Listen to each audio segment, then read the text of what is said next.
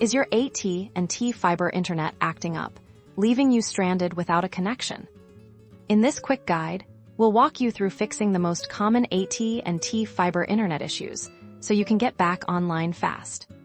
First, let's start with the basics: a quick power cycle. Locate your AT&T Fiber gateway, which is usually a black or white box. Unplug the power cord from the back of the device and wait for at least 30 seconds. This gives the modem time to fully reset. Then, plug the power cord back in and wait for the gateway to boot up completely. This can take a few minutes, so be patient. While your gateway is restarting, ensure all cables are securely connected. Check the power adapter and make sure it's firmly plugged into both the gateway and a working wall outlet also. Verify the fiber optic cable is seated correctly in its port on the gateway. A loose connection is a surprisingly common culprit. Now, let's analyze the lights on your AT&T Fiber gateway. Ideally, you want to see solid green lights for power, broadband, and internet. A blinking broadband light might indicate a signal issue, while a blinking internet light suggests a problem communicating with AT&T's network.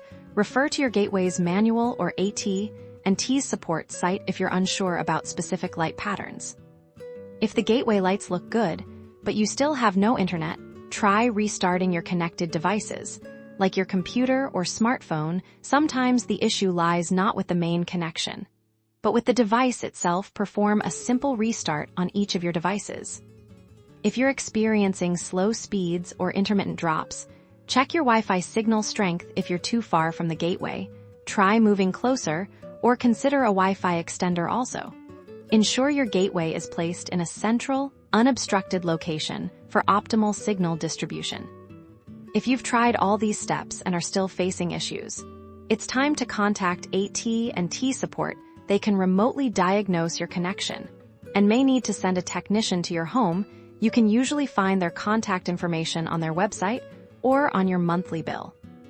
By following these troubleshooting steps, you'll be well equipped to resolve most common AT&T Fiber Internet problems, get connected, and enjoy your high-speed internet.